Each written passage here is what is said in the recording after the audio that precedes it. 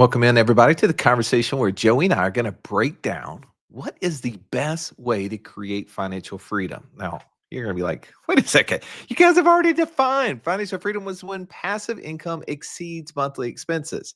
And for the last 4 years, 5 years, Stallion, we've been sharing our personal passive income report. This month, we're going to show over $50,000 a month again in passive income.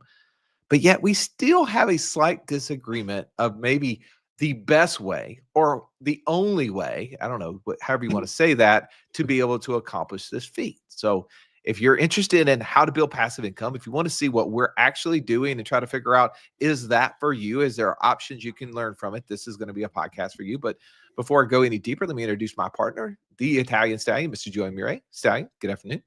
Good afternoon, Russ. And man, this is going to be a friendly debate. Let me just go ahead and set the stage. Like, there's going to be no, bloody noses, gnashing of teeth at this point. Because here's the reality: passive income greater than monthly expenses is the goal. How Yep. we get there, we want to equip you with both sides of the argument so that you can make the best choice for you and your family. So Yeah.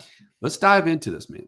Yeah, so here's the debate. We're going to set this up, and then Stallion, I want you to share the passive income report for October of 2025. We need to get that out there and talk through a little bit of highlights from there. We made some new investments, and we're going to talk a little bit about the why. But the meat of this conversation today revolves around monthly cash flow versus doing deals that may only pay out every 3 to 5 years. And here's the idea that comes from that. One, do I want monthly passive income, and do I need monthly passive income every single month?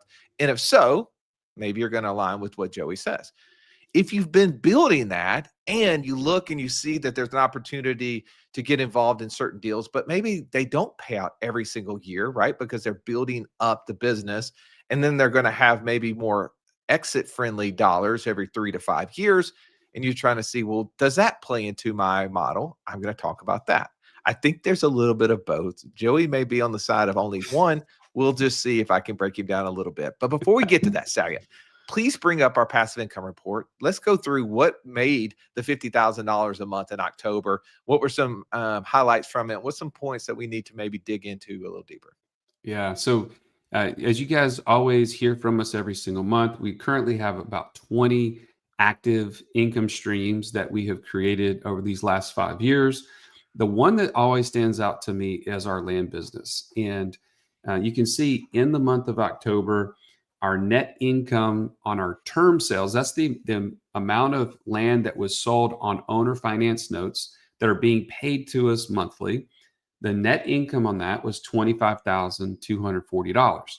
Now, this particular month, we had two cash sales that were a chunky money type of opportunity. So, in light of our debate, Russ, we got both sides of the coin just in our land business, and that was a net of $2,065. Which So, I would say there's been times where the chunky money where we bought a piece of land for $5,000 and we didn't sell it for a year or two. And then all of a sudden we get this note from our operators are like, hey guys, just heads up. We were able to do a cash sale on one of your properties and it's 4X what we paid for it. And I've never heard you complain about that, by the way. So I'm just notating a little bit like, hey, I love every single month seeing that passive income from the land business. It has been steady. It's continued to grow, right? Like all of those things are friendly things to my ears. And it, to me, only opens me up to say, all right, well, let's do more of that.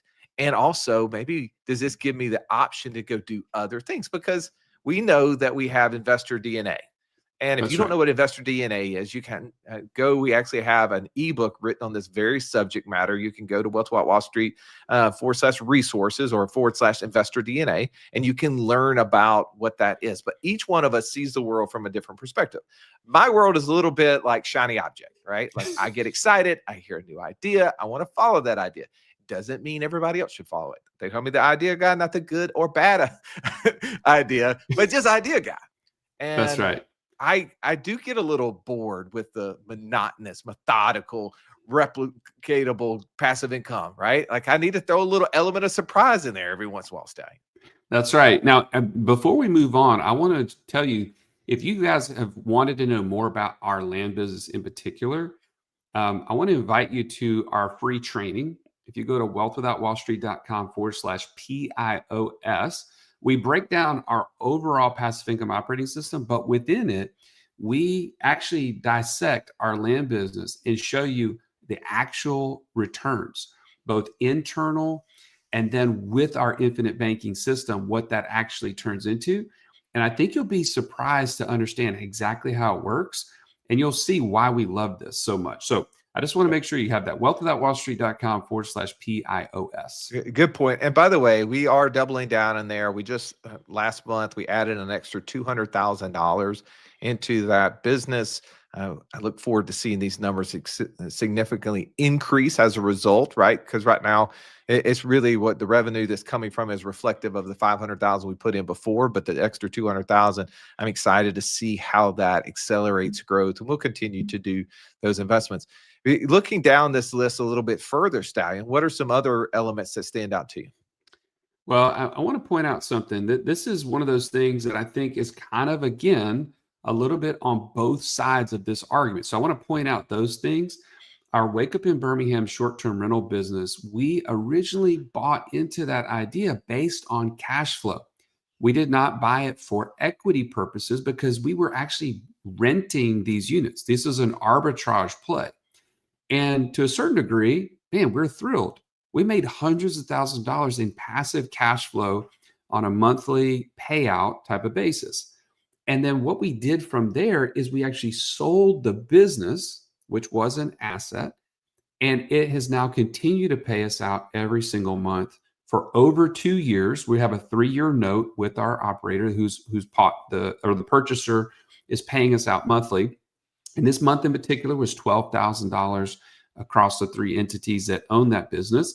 And man, I'll tell you, I'm not upset with it. You know, it had a mostly cash flow focus, but it also had this asset at the end that we could then also monetize into a monthly payout. So what are your thoughts on that? Well, I'm going to throw this out there. There was a reason we got out of that business when we did, though. Okay. What was it? What was the reason? Well, because we didn't own the assets. Well, but yes, we didn't own the assets, but what was the major reason that we got out of the business when we did? Well, I think it had there was a lot of factors. One of those being the fact that short-term rentals were being attacked from, the municipalities, which resulted in what? Which was resulting in what? In my opinion, it was volatility. Volatility in specific, what part of it? I'm just wanting everybody learns from this. So in the cash flow. Well, cash flow, but cash flow was the symptom. The problem was occupancy. Yeah, we had the way we built the business, as you said, was under rental arbitrage where we didn't own any of the units. The majority of the units that we had over 25 units. The majority of the units we had were 1 bedrooms. Yeah, that's true. Right? So we were very limited in the way that we were set up. So we knew in order to make an adjustment, at least in our eyes, trying to predict the future, which our crystal balls have not worked perfectly, right? Lots of looking back and going, oh, we should have done that, right? Like that would have been good. But also when we were at that point, we were looking into the future, we said, hey, where we believe the market's going is that 1 bedrooms are not the world, right? But it was going to require a humongous overhaul. And we didn't believe that that was what we wanted to partake in. And so we moved out of that space. But had we stayed, we would have went and bought 3 and 4 bedroom homes. We probably would have moved longer on the scale from short-term to almost midterm rental, right? To be able to even out some of the occupancy volatility, which then would have adjusted cash flows. We were riding high months and low months because we were literally 1 bedroom units. And that is a seasonal aspect for the people we were dealing with, as compared to being able to go and acquire families who are being displaced for one reason or another into a unit that may stay there for 90 days to 12 months. Right. So I think that that's a point. And had we done that, we would have had cash flow, but also, Stallion, we would have had an equity appreciation. Imagine if we would have been buying 3 and 4 bedroom homes in 2000 and 2020 and 2021 when we were growing that business, when home prices were relatively cheap in relationship to where they are today. Yeah, Would you that's be true. okay if we were starting to sell some of those properties off and bringing in some chunky equity money? Would you have been okay with that? Yeah, absolutely. But here's the comparison. This is where we have to go back and forth on this, guys. And we didn't do the math ahead of time, so we're going to have to take this offline. But you can see here, what did we invest over the course of those, few years that we had the short-term rental business? It was roughly 350. I'm just doing the math here. 364, bottom right there in your Oh, Excel spreadsheet. 364. Sorry, I'm not an Excel whiz, as you know. 364. So the real comparison to this, Russ, is to say, okay, if we had taken 364, we had bought properties, bought furniture, how many would we have ended up with? And what was a good estimate of what that cash flow would have been? And then we could have then said, okay, over the course of 5 years, what would be the return if we didn't sell them? Maybe we refinanced out the original cash. I don't know what we'd have to compare both sides of this, but I definitely know we wouldn't be at 27 units, which is what we were by using this rental arbitrage option. I mean, again, it's easy to pick it apart now because we weren't, it's hindsight, right? We would have never anticipated the real estate market to appreciate at the rate that it did, right? Like there Right. was nothing that you could look in the past and say it's going to do that. It easily could have folded. I mean, nobody Right. knows what it would have done, and every market was different. But I do think that that was an area where I would have loved if we would have. We knew that that was where, if we were going to stay in it, that's what we needed to do. We decided to pivot. It moved out of there. We're going to come back to the Yeah. argument of monthly cash flow versus chunky money, but I think that that's an interesting space. Stanley, we just made another investment last month into the assisted living space. Another 200,000 was deployed into that. What is exciting to you about the senior living, assisted living economy right now? Well, I'll tell you the thing that gets me the most excited about it is you always want to buy at the dip, right? When it comes to any sort of real estate center deal, you want to buy at the not at the very bottom, but on the way up as it relates to the market. And what we have learned over the past year or two is that the assisted living space got hammered during COVID. Mm. Many people were not able to enter into the assisted living space because of fear and because of regulations and all this stuff around COVID. People were dying. It was creating occupancy issues in the space. And subsequently, a lot of those places have been devalued, right? A lot Over of negative reputation, right? Like correct, of the correct. way things were handled and some people's eyes was not very good. And so there's been a lack of people entering that space at the rate that they were before. Right. However, the demand has continued to rise in terms of just the overall need for people in that boomer kind of Silver wave is what they call yeah, it, the right? silver wave. It's coming. It's already here.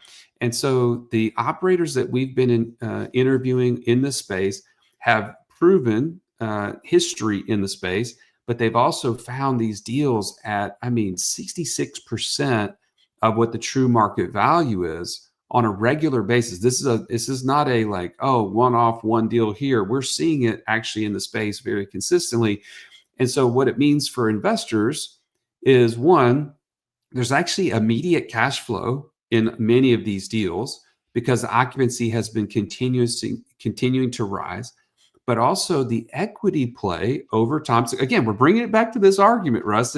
It's actually a both and in this Mm. particular deal. But the people we're talking to is they're saying, man, this is less about equity. It's more about cash flow in their minds because there is going to be equity down the road. But the bigger thing is being able to refinance the debt out is becoming very, very easy. And we can dive into that, but you probably want to check out our interview on the subject. I'm not sure if it's come out yet. It should be coming out soon, but this is a very interesting space to say the least for me. All right. Let's set the stage for the debate and the discussion around monthly passive income versus, maybe rollover returns, chunky money. There's lots of different ways you can look at this. Uh, there's a discussion around which one should I do, and I'm going to start out saying I want both. I don't believe that there's one. Is it okay to say that you only want one and it's the monthly passive income? Is that fair? Like that's your current stance before I potentially enter some other ideas into your mind? No, that is not the case. Oh, really? I would say I am 80% cash flow today, but I am very interested in deals that also give me an equity upside. It's just that they're harder to find, Which right? it, That you but have my point is, reliable monthly cash flow. what if there's no monthly cash flow, Starry? I know we have No, certain no, no, deals no, that no. pay monthly cash flow, but really the large, well, I won't even say the large majority, a portion of the return will happen on an exit. No, I am not interested in that. Okay, good. So Okay, so going just back to making my sure we're on the same original page. argument, it's fair to say that you want monthly cash flow or nothing. Yes, yes. Okay, good. All right, that's the where we're going to start at this, right? So let's define your argument. Tell me why you believe it to be the best, and then I'll do mine, and then we'll kind of go back and forth with each other. Okay. I'm gonna give you a couple of sayings, and then I'm also gonna give you a couple things that will back it up. Okay, Okay. what he just said is he's about to read some ideas he came up with on ChatGPT. So let's hear it. No, at the end of the day, when we talk about financial freedom, you don't have confidence to leave your 9 to 5 based on 3 to 5 years from now and hoping that the equity will then turn into cash flow at that point. That's my stance is that I want a reliable way to say, yes, my monthly expenses are covered so that I can go ahead and turn in my notice, so that I can sell my business and move on with confidence that everything's going to be okay. So that is a buying back of your time now, not someday. Okay. And I'll give you this as an example. We were talking to somebody who actually was a member of our community. He actually was talking to us about our fund as a potential way to create monthly cash flow. And I said, well, why is that important to you? And Russ, I don't know if you remember the conversation, but he said, well, I've got these other deals that are going to pay out in the future. And I don't know what they're going to be. I know that I'm excited about them, but in the meantime, I don't have anything to show for it. I don't have anything coming in monthly. And so I don't really know how to keep score. Mm. That is the thing that I'm holding on to. It's like, man, super important. We got to keep score differently than what Wall Street has always told us is to accumulate or to look to the future and buy the future. All I right. want to buy the present. All right. Let me jump in here for a second. So what I am saying on the opposite side of this, right? Again, I'm not against monthly passive income. I love it. I'm grateful that we've built it. Where I'm going, and my argument's going to come from is there are deals out there that we need to or we can invest in that won't produce a monthly passive income always. Some of them do, but the ones that I'm specifically talking about is there maybe let's just use a good friend of ours, Scott Myers, just got back from his event down in St. Augustine, Florida. Got to hear, all the stories of people that they have taught over the years, of the deals they're doing, the investments they're making, and buying self-storage units. Most of them, they're buying existing units and then they're improving them. A few of them are doing ground up development type deals. And right, like again, not all deals pan out, work out, right? There's risk in everything. But one of the things that people have said to us that our gift is that, man, you guys have a great gift in finding businesses and turning them into passive income streams. True or false? That's been a statement that we've heard. Yes, absolutely. Or taking passive income streams and turn them into business, vice versa.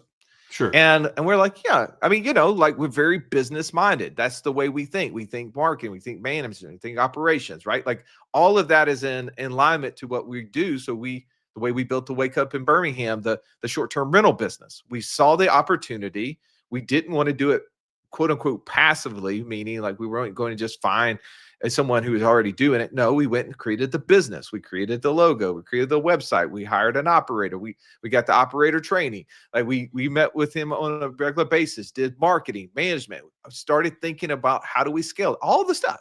It was a very business oriented discussion. Well, most of the people that's in the self-storage space, it's a business, right? That is an actual business. I know that there's people who invest in it passively in a limited partnership way, but what excites me as my investor DNA is hands-on, involved. Passive investments usually don't excite me that much because I don't know how to improve them. I can't give my ideas for better or for worse. They don't care. They just double barrel me and tell me to hit the road, right? So I'm sitting there hearing these self-storage ideas and I'm hearing about what they're doing, but I'm also seeing that they're usually reinvesting the cash flow that is coming in to, put a new lot, like to pave the lot or put security systems in or buy the ground next to them and start building new, right? Improving the facility, right? Like going out and marketing to the world. Well, all of that requires money. And we know that you can't eat all of your profits, right? A business, as Nelson Nash, our mentor, would say, someone's going to invest in that business and not anticipate a profit for 5 to 7 years. Because he said the number one rule in infinite banking, the first rule of infinite banking, Stallion, is what? Think long range. Think long range, right? And he was a Forster. So he was teaching people in their 50s and 60s to think 50 years down the road, long after they were going to be there. And so when I see businesses, I understand that makes total sense to me. Now, a business that I'm involved in, that I can influence the outcome, risk goes up or risk goes down when I can influence the outcome, when I can be involved in it, the process. What kind of business are we talking about? Any business, any way that the closer I can get involved in it, the risk goes down. Risk goes down, right? So when I think of investments and looking for chunky money deals, I'm looking for deals that I can get involved in that are business oriented. And I see the alignment of investing in certain things where the reinvestment of those dollars will produce an outcome maybe longer than 1 month, quarterly, or even for you, Joey, too long, annually, but maybe 2 or 3 years down the road. So that's my argument. That's where we're going to go. All right. So let's line this up. What's the first point? Is it just the, I want to have monthly income so I have time freedom and I know when it is today? Is that the first thing you want to go at me with, or what do you want to talk? I'm gonna turn the floor over to you for just a second. Well, I feel like I've already made that point. What else you want to hear? Well, I mean, what I would say is that's true, but if someone would have thought about that process 3 to 5 years ago, could they have not also created income that happens monthly or annually? Right? Well, like when we first started, so break that down, because I know what you mean by that, but I don't think if someone's hearing you say, hey, you guys have been talking about passive income greater than monthly expenses, and now, Russ, you're talking about, hey, I could double my money potentially in 5 years or something on these more chunky equity type deals. How does that actually turn into financial freedom? So break that down. Well, our buddy Sharon Srivatsa has shared the double strategy, right? Right. Where we talked about making an investment and every 4 to 5 years, the investment's doubling, right? At what is that, like a 16 to 17% return? Right. I think my math is right. You can do the rule of 72 divided number of years gives you the result there. So I think 5 years, roughly whatever that is, 17%. So the idea is if I invested in a project, and for simplicity, let's just say it's self-storage because that's where I was at recently. So that's on my mind. And I'm investing all my money in this facility. I'm getting it up to code. Then I'm, growing the occupancy in it. I'm expanding it, all of these things. And then I'm going to turn it over and I'm going to sell it to one of these big, huge management groups out there, right? The big, huge private equity groups, they're coming and buying as many of these as possible. But, they don't really want to get one started. They want to buy it when it's ready. And they're willing to pay a premium, right? Because they have all this money they've got to deploy and get it work. So you get no cash flow for, say, 3 to 5 years. And then when you sell it, you get back all the money, right? The monthly cash flows that you would have been receiving plus them. And so in that example, let's just pretend I put 100 grand in, and in 5 years, I pulled out 200 grand, right? Mm-hmm. Now, 200 grand divided by 12, Joey, is what? I don't know, 16,000 or something like that. Okay, so let's just pretend that's my monthly passive income, 16 grand. Now, what if 5 years ago, I put 100 grand into a deal that's going to create 200 grand, or in a monthly amount, 16 grand a month, but starting in the first month of year 6, right? And then year 2, I did the same thing. I did it year 3, year 4, year 5. If I did it every single year, would I create a passive income stream of 200 grand and or 16,000 a month? Okay, let me make sure I'm following you here. You put 100 grand in year 1. I put 100 grand in year 2, year 3, 3, 4, year 4, and 5, right? Okay. And then starting year 6, if that 100 grand had doubled the first 100 grand, year 1, that's 200 grand divided by 12, 16 grand, what you said, right? But now there's no money to reinvest after that based on that model. My point is that I could keep investing, but I'm playing the simple part of this out. In year 6, that first 100 grand has now produced 16K a monthly passive income. For 1 year. For 1 year. Years 2 created 16,000 a month in passive income for year 7, so forth and so on, right? Like if I were continuing to invest, it's creating an income stream. For 5 years. Yeah. And this is not a new idea, right? Like I think Robert Allen talked about this in one of his books about how if you bought an investment rental property every single year, starting, in year 11, you could take out 100 grand from that rental property through appreciation. And that could be your passive income, right? And if you bought a property every single year, then starting year 11 and so forth and so on, you could take out 100 grand every single year into the future. The idea is not new. This is an old idea. My thought is that there opportunities for us to participate in certain deals like this? And I'm going to use Scott as an example. He's spoken at so many different events that we've been a part of. He was in our mastermind for a number of years. We were in other masterminds with him. We've gone to his mastermind. And he's like, guys, I'm just going to tell you, you're missing out on big dollars. He's like, as a experienced operator, I have no interest in constantly paying out monthly passive income because those are dollars I can't invest in new deals, or I can't improve my own deal. If I was paying you guys out, I would ultimately perform at a worse level. And he challenged us on that to say, I think you're thinking too short-sighted on all occasions. That's my stance. That's my argument. That's what I'm sticking to. You give me what you got. Well, I'll just say the whole idea that, man, in 5 years, you now have created 200,000 that you can turn into cash flow is still short-sighted because it's only a 5-year window that you've created passive income. I'm thinking about it in terms of if I'm going to a deal and I'm looking for, is it profitable today? It forces me to underwrite the deal much more scrupulously. You write that word down, Russ. It's hard to say. I say it on your behalf. Okay. But if you start looking at a business plan and the whole thing is based on the variables that lead to 5 years from now, there are way too many variables that have to go into that. Versus if I have a current cash flowing asset, I can look at the current books and I can say, man, this is how this thing is going to cash flow today. And then there's levers that could be tweaked, that could be improved over the next 2 to 5 years that could then lead to a potential refinance or potential expansion or whatever the case may be. But you're actually taking something that is a known and improving it versus this is where we hope that we can do because we have this, and this in progress of happening. And I'm just going to tell you from experience, some of the deals that were based off of that we've gotten involved in have not panned out according to what we think we can do over the next several years. Some of them have ceased cash flow, right? They started with cash flow and then they ceased because the things are you starting to make my point for me now? What? No, because that one I didn't get to dig in very deeply. But the ones that were based off of equity, I'm just telling you, the pro formas have not matched up.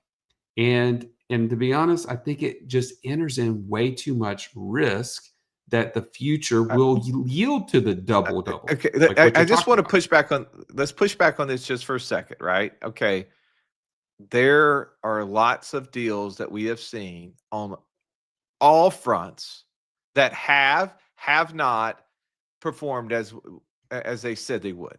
Some have overperformed, some has underperformed. Virtually zero have performed exactly the way he said it would do. Right? Like that's the That's reason fair. why those pieces of paper are usually useless because so many factors will add in.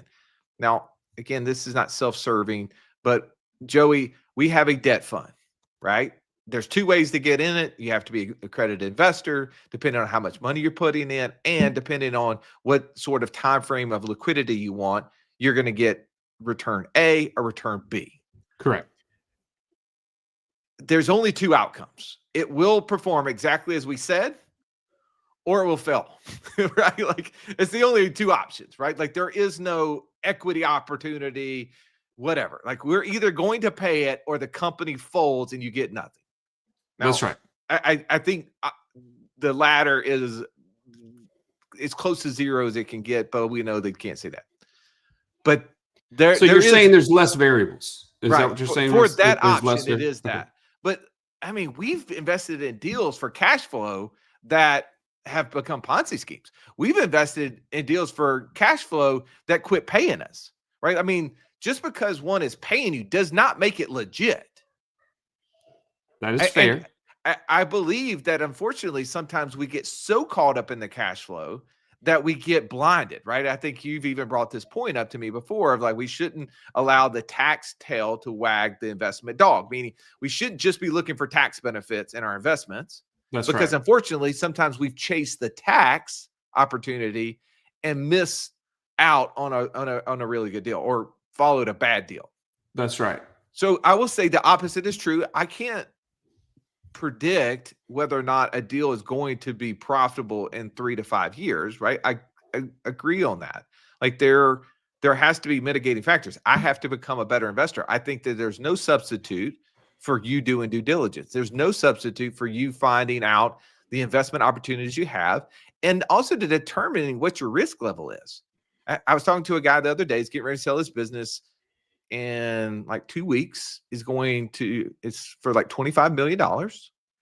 And we had a discussion about like at this point in your life, man, because his lifestyle is not that high. I was like, this point in your life, it really comes down to, Warren Buffett's rule number one is don't lose money. And rule number two is refer back to rule number one. Like your objective should not be to take risk with that money. Like the biggest risk you could take would be losing the money. Right. But oftentimes as people are growing it and they have incomes, especially incomes that are high, there's a little bit of opportunity to take some risk, man. There's opportunity to swing. Don't swing for the fences and lose all your money. That's why we have 20 something deals on there. And there's at least 20 more deals that are no longer on there that we've invested in that either have paid off, have gone belly up. We don't even want to tell you about them. Like there's so many deals, right? Like, but the point is that we've not invested all our money in any one deal. Right. Now here, but you just made a great point for my argument, Russ. If you look at our passive income report, how many of those things have come because we had monthly cash flow? Let me just point this out. There have been multiple deals that we've gotten involved with that we would have never been able to get involved with if we had put all of our money into long-term equity chunky deals.